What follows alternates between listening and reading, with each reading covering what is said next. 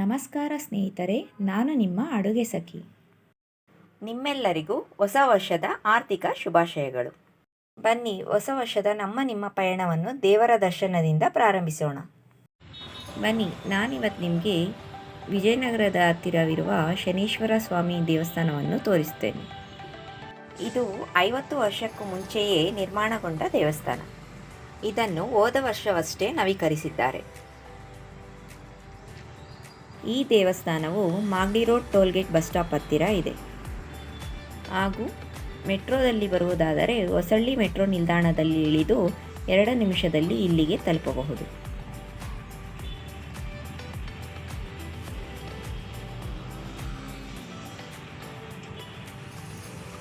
ಶನಿವಾರದಂದು ಈ ದೇವಸ್ಥಾನಕ್ಕೆ ತುಂಬ ಜನ ಭೇಟಿ ನೀಡುವುದರಿಂದ ಬೆಳಗ್ಗೆ 5:30ರಿಂದ ರಾತ್ರಿ 9 ಗಂಟೆಯವರೆಗೂ ತೆರೆದಿರುತ್ತದೆ.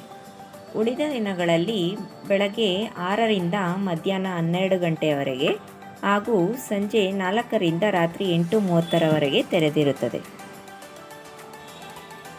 ದೇವಸ್ಥಾನವನ್ನು ಪ್ರವೇಶಿಸಿದ ನಂತರ ಎಡಭಾಗದಲ್ಲಿ ಮೊದಲು ನಿಮಗೆ ಕಾಣುವುದು ಮೂಲ ಶನೀಶ್ವರ ಸ್ವಾಮಿಯ ವಿಗ್ರಹ.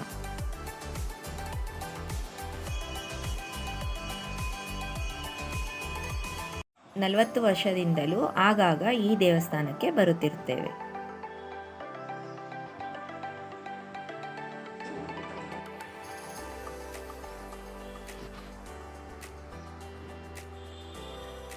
ದೇವಸ್ಥಾನದ ಎಂಟ್ರೆನ್ಸ್ನ ಬಲಭಾಗಕ್ಕೆ ನವಗ್ರಹಗಳನ್ನು ಕಾಣಬಹುದು.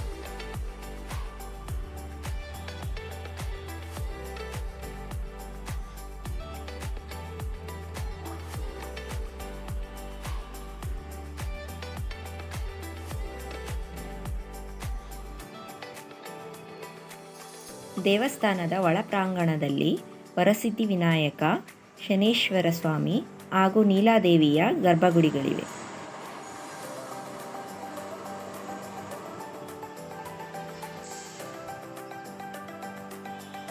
ನನ್ನ ಅನುಭವಕ್ಕೆ ಬಂದ ಹಾಗೆ ಇದು ತುಂಬ ಮಹಿಮೆಯುಳ್ಳ ದೇವಸ್ಥಾನವಾಗಿದೆ.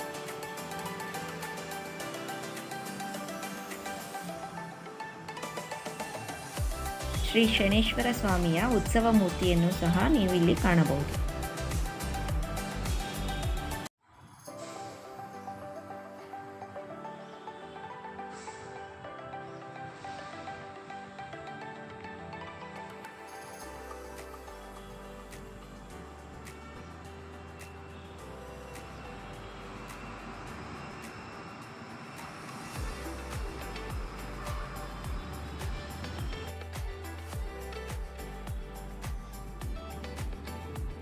ದೇವರು ಎಲ್ಲರಿಗೂ ಒಳ್ಳೆಯದನ್ನು ಮಾಡಲಿ ಎಂದು ಬೇಡಿಕೊಂಡೆನು.